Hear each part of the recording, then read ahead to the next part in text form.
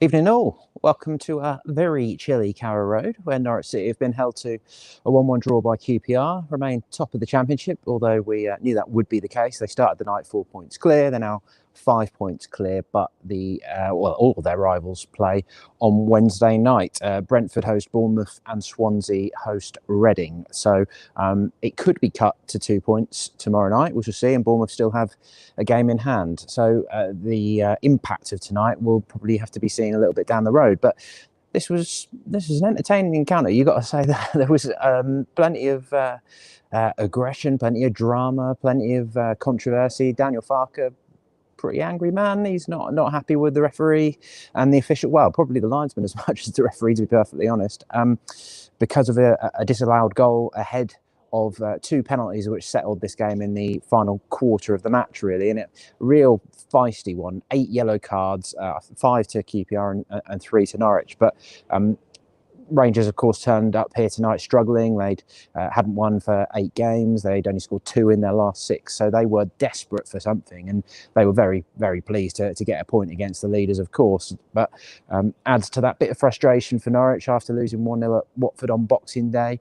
They played better, but they were definitely up against an opposition who were not as good as Watford were. QPR pressed well in the first half. First part of the second half, they seemed to run out of energy, but then really the sort of controversy which followed kind of fired them up a bit, and by the end they actually could have nicked it with a huge chance in injury time. So yeah, a lively one tonight, which sends Norwich into a game against Barnsley, who have been doing well. I didn't see their final score actually before we started recording, but they were beating Rotherham the last I saw, and they've been getting some good results recently, been pushing up towards the playoffs. So that could be a real tricky one on Saturday as well. But yeah, just to look at the stats, 64% of possession, no massive surprise there, although QPR are a team who want to have the ball as well. Norwich had 23 shots and 9 on target. QPR had 12 and 3 on target. So that in itself tells you a little bit about the sort of, it ended up being a bit of a basketball game after a not particularly brilliant first half for either team.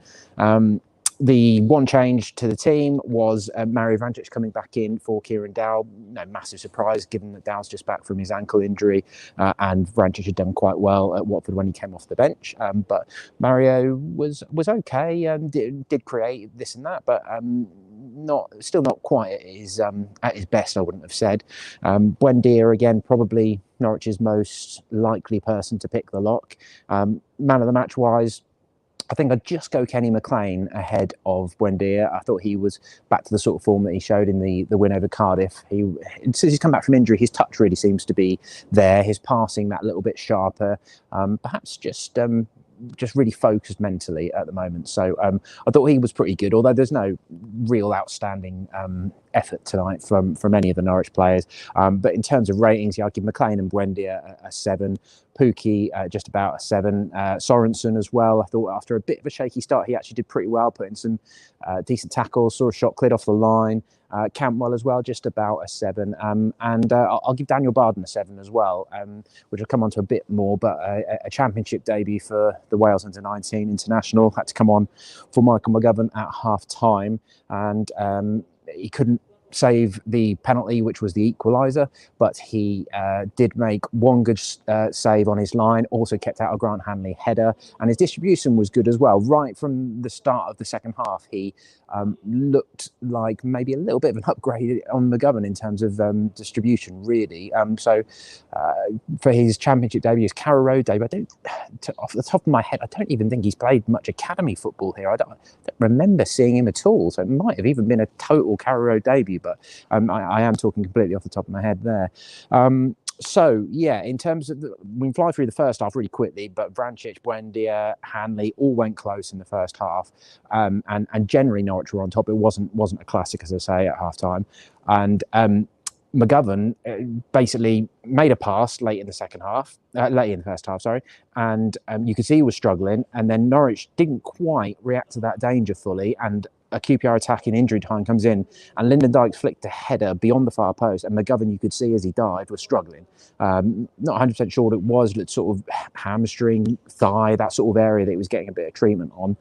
And yeah, Barden starts warming up straight away at half time. So whether Tim Krul can return against Barnsley now on Saturday could be the big issue. I think they were hoping they could see things out until the Coventry FA Cup game, because that was the perfect opportunity to get him back. But Krul has been back training. He just hasn't felt quite 100%, and they've been very wary of how important he is to the rest of the season. So very interesting whether he comes in for that game. You'd have thought that he would, unless he really does still have a concern, and then they've got to go with Barden, haven't they? Probably if McGovern, as seems most likely, won't be okay for Saturday. But that's going to be really interesting ahead of the game on Saturday. But the game just sprang into life after halftime. It was ridiculous. It was really sort of good fun if you look at it from a neutral point of view. Pukki thought he'd been pulled back just as he was about to pull the trigger from a Cantwell pass. Hanley put a header onto the roof of the net. Buendia had a shot save. And the big moment was the Cantwell goal that was disallowed, which left Daniel and his coaches absolutely furious. Now, if you haven't seen the highlights, basically in real time, I've just looked at it back again, and Vrancic threads the ball through to Pukki, but Cantwell was offside. I'm pretty sure he is offside for that first pass. But Pukki goes through, and Cantwell then gets onside. So you'd thought that second phase of play, and then he taps in to the empty net. Good pass by Pukki. And again, when you sort of pause it on the replay, he looks like he is behind Pukki. But the linesman has either decided that was still the same phase of play, or he has incorrectly judged that Cantwell wasn't behind Pukki when he pulled it back. They were frustrated at the time, angry at the time, but then the moment really came about 20, 30 seconds later, when Daniel Farke and his coach had seen a replay, and they just went ballistic in the dugout, like absolutely fuming. Farke saying something along the lines of, he was 2 yards onside, 2 yards. And I just had a little bit of his press conference there as well. And although he's sort of holding out the anger because he doesn't want to get in trouble, he's certainly not speaking particularly complimentary in complimentary terms of the linesman or the official. But that just sort of sparked everything really into life. In the moment, you thought, oh, what a sigh of relief. They finally got the breakthrough. Can they just go on and win this game comfortably? Because they'd had enough chances. As I said, 9 shots on target in the end. But after that, Pukki has a shot well saved. Hanley has to make one good tackle back at the other end. It's become a bit of a basketball game from then. That Sorensen shot cleared off the line by Rob Dickey. And then Dominic Ball gets booked for a foul on Cantwell in midfield. And that was a clear yellow card, but that sort of upped the ante again. The little bit of aggression was creeping more and more into the game. Cantwell gets into the box, a nice little step over, and then that leaves Ball having to make some kind of a challenge. Goes down when there's a bit of contact. It's probably a bit of a soft penalty, but the step over sort of bought it. The referee gave it, and then it's QPR who are furious. So then you're sort of into that good old-fashioned game under the floodlights in midweek. Both teams angry, both teams going for it, screaming and shouting at the referee. Unfortunately, back behind closed doors, of course, again tonight. But the crowd would have been very riled up as well, I'm sure. But from there, Pukki makes no mistake. 11th goal of the season, rolls it to the keeper's right. And that's Norwich 1-0 up in the 76th minute. So, again, sigh of relief. You think they've made that breakthrough and they're going to be able to kick on, and that would have, if they would have held on to the 3 points, put them 7 points clear ahead of Wednesday night's games. But the equaliser came in the 84th minute after Sorensen sort of lost the ball on the left. Vrancic missed a tackle in midfield, and then Bright Asai Samuel, who is a player who's been linked with Norwich in the past. I believe his contract is up at the end of the season, so there have been links there. Lively winger. He went through. Christoph Zimmermann put his hand on his shoulder, watched the replay back, and I think Asai Samuel clearly just goes down. He is basically trying to do what he's trying to level it up, because he thinks that Cantwell got a self-penalty. I'll go for it as well. So try my luck. And he's got it. And Zimmermann was furious, but he had put his arm on him, had given him the excuse to go down, but it doesn't look like there's any contact. So another soft penalty. And you think, can this be Daniel Barden's big moment on his Carrow Road debut? he guesses correctly from the spot. Asai Samuel takes it, but he blasts it top right corner, and Barden can't keep it out. So it's 1-1. And from there, Norwich reacted. More yellow cards all going on in the midst of all this. Jordan Hugill, Kieran Dow come on for Campbell and Sorensen, switched to a 3-5-2. Hugill did have one chance, flicked a header, which the keeper held reasonably comfortably.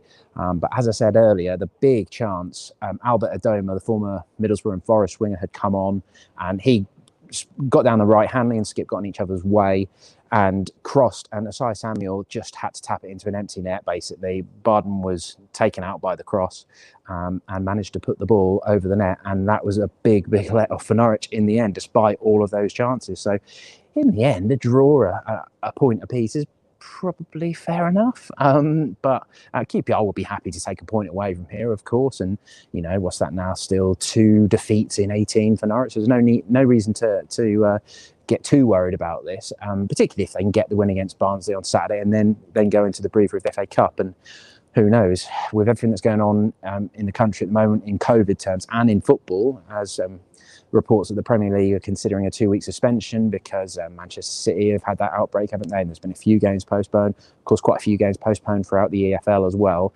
It's starting to feel like football possibly does need that sort of circuit breaker, as they call it, you know, a chance for teams to get their squads settled down and fully tested and knowing which direction they're going with the pandemic.